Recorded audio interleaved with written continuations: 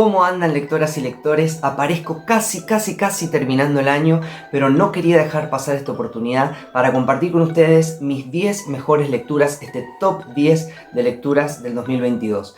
La verdad que tenía planeado desde un principio publicar muchos videos, compartir mucho contenido, pero por una cosa, por la otra, compromiso, trabajo, estar involucrado en la tarea de escribir, de corregir, también de publicar mi tercer libro que va a ver la luz el año que viene. Me fue imposible encontrarme con el tiempo y la energía para poder grabar, para poder editar, subir videos a YouTube, pero no quería dejar pasar esta oportunidad para compartir con ustedes lo que han sido mis mejores lecturas del 2022 y quizás es importante para la comunidad para que tomen nota y empiecen el 2023 con una muy buena lectura. Por supuesto que van a encontrarse con una variedad bastante interesante de relatos, de novelas. Ustedes saben que yo leo ficción, no ficción, me gustan muchísimo las crónicas. Ha sido difícil, la verdad, entre todas las lecturas que hice, poder elegir las 10 mejores lecturas, pero me parece que estos autores, estas autoras, con estas historias, la forma narrativa, la estructura literaria que tiene cada uno de los libros, cómo está contado, el tiempo, la cadencia que tienen, han sido particulares y me han gustado a otro nivel. Me han dejado pensando y sobre todo como lector y como escritor. Les decía que había estado en la tarea de publicar mi tercer novela. Agradezco a la editorial Autores de Argentina por seguir apostando y seguir acompañándome en esta tarea de publicar mis historias. Más adelante en un próximo video les voy a contar de qué se trata. Por ahora les voy a dejar seguramente por algún costadito acá la portada del libro. Se llama De extraña naturaleza y que tiene que ver un poco con todo lo extraño que podemos encontrar en la imaginación y la realidad inventada, pero siempre asociada con los recuerdos, con lo que ha pasado, con ese miedo y esa incertidumbre permanente que tenemos del futuro. Una obra bastante íntima, fuerte, potente, que voy a poder compartir con ustedes en el 2023. Ahora sí los dejo con esta lista y espero que la disfruten. Vamos a empezar con el primero, que es Teoría de la Gravedad de Leila Guerriero, publicado por Libros del Asteroide y con un prólogo de Pedro Mayral. Se trata de una selección de columnas escritas a lo largo de más de 5 años por Leila Guerriero, una de las grandes firmas del periodismo narrativo latinoamericano y que resalta muchísimo en la Argentina, nos coloca como uno de los países que más desarrolla la temática del periodismo narrativo, pero Leila lo hace de una forma feroz a la hora de describir lo que recuerda, a la hora de relacionar sus vivencias, su pasado, su infancia, su adolescencia, con lo que ella interpreta y puede razonar ahora en su etapa adulta. Este libro lo rayé, lo pinté, como ya lo ven, es realmente una lectura exquisita si quieren salir de la racha o de la costumbre de leer libros de ficción, historias inventadas. ¿De qué tratan estos textos? Entre muchas otras cosas, del tamaño de la aridez de nuestros corazones, de repollos y reyes, y de por qué el mar hierve, y de si los cerdos tienen alas, del horror del amor cuando termina, de todas las cosas que estaban hechas para olvidar, que no hemos olvidado nunca, de las que estaban hechas para no olvidar jamás, el dolor, los muertos queridos, aquella tarde en la arena, y que sin embargo hemos olvidado para siempre. Vamos a continuar con una novela de terror muy breve pero muy contundente, de los clásicos de terror argentino, publicado por La Bestia Equilátera, El mal menor de C.E. Feiling, y tiene un final tan redondo, tan completamente contundente, que me parece una oportunidad excelente para acercarse al terror argentino. Inés Gaos advierte que cuando un acontecimiento extraño irrumpe en su vida, parece precipitar una serie. Las fuerzas del bien y del mal comienzan a disputarse los territorios compartidos, a veces por la vigilia del sueño. Nelson Floreal, un cincuentón florido que habita el barrio de San Cristóbal, no es ajeno a los hechos.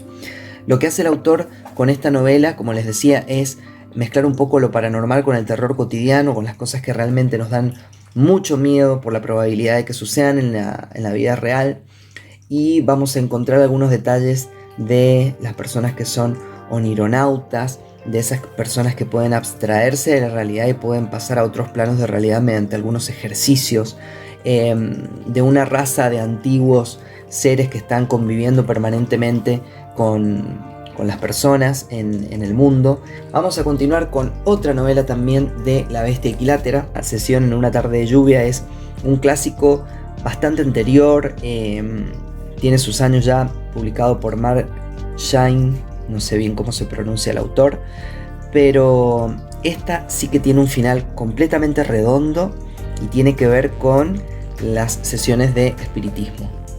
Vamos a encontrar a una mujer con su marido. Ellos viven desde hace bastante tiempo con las capacidades que tiene de evidencia la mujer, y a través y aprovechando esta capacidad de la mujer, elaboran un plan de secuestro de una niña de una familia bastante nombrada dentro de la ciudad, con bastantes recursos y bien posicionada, para poder solicitar luego el rescate de esta niña.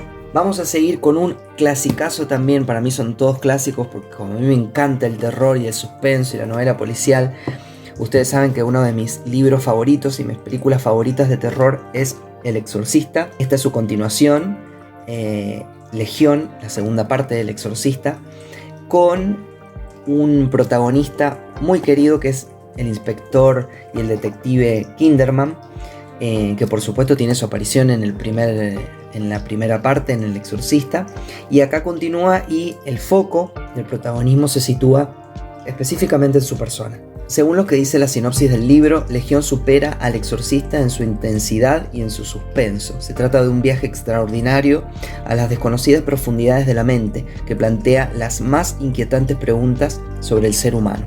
El autor logra meter algunas reflexiones muy interesantes, antropológicas, filosóficas, que me parecen súper interesantes y que aportan muchísimo a la trama. Vamos a continuar con otra historia que también me gustó mucho, publicada por Alto Pogo, mucho más contemporánea. Y fíjense lo que es esta portada. Esta portada a mí personalmente me atrajo desde el primer momento. Sangre, de Alejandro Guyot, publicado por Alto Pogo, colección novela, porque justamente lo que hace el autor es plantear una historia a través de un elemento o una imagen poderosa que sería una virgen relacionada a uno de estos gatitos, es decir, a la industria en general que se propone el personaje principal en generar con una serie de secuaces, amigos, medios delincuentes como él, para vender vírgenes milagrosas. Es una novela muy entretenida, muy cómica, muy vertiginosa la trama. Tiene una sinopsis de Eugenia Sicabo, una lectora y una periodista argentina que me encanta. He visto muchos sus capítulos de Bibliómanos por YouTube, y les voy a leer un poco de qué se trata la sinopsis. ¿Qué tienen en común las estatuas de la Virgen que lloran sangre con los gatitos chinos de la suerte que mueven sin parar la manito? Cuando se lleva en la sangre, cuando se viaja a otro continente y cuando se vuelve, en su primera novela Alejandro Guyot revisita la Argentina de la crisis del 2001, cuando muchos vieron en la tierra de sus antepasados europeos una promesa de refugio ante la debacle económica. El próximo libro que quiero resaltar y que vean lo que es esta edición, tapa dura, de una de mis escritoras favoritas de narrativa juvenil, Octubre, un crimen, con esta edición de Norma, con las ilustraciones de Laura Barsky. Es un libro muy lindo que tiene que ver un poco con la escritura que tiene Norma y esta capacidad de envolver en un misterio simple pero muy muy intrigante, sobre todo a los jóvenes. Una edición, por supuesto, bellísima. Miren lo que es, les voy a mostrar un poquito. Tiene una tipografía bellísima también, cada tanto también en el inicio de cada capítulo unos dibujos bellísimos que van acompañando a la historia. Hay una niña que va a alquilar un vestido para una fiesta de disfraces a la que no está muy contenta de asistir, pero alquila ese vestido y se lleva una sorpresa muy muy grande cuando descubre que en el dobladillo del vestido hay una carta doblada de hace mucho tiempo con una historia, con digamos la apertura de una historia bastante fuerte. Fueron las flores del paraíso las que me hicieron pensar en el vestido. Las flores, su perfume, la noche, mi bronca. Soy adicta al perfume de las flores del paraíso. No lo puedo evitar, no quiero evitarlo. Me quedo horas a la noche asomada a la ventana de mi cuarto, oliendo el aire cargado y dulzón de los paraísos de mi vereda. Vivo en un segundo piso y tengo las copas rebosantes de flores, casi a la altura de mi nariz. Lástima que florezcan una sola vez al año, en octubre, nada más. Bueno, vamos a continuar con un libro de cuentos que me cautivó y que me atrapó desde principio a fin, de Eduardo Ruiz Sosa, un escritor mexicano. Ahí se les muestro. ¿Cuántos de los tuyos han muerto?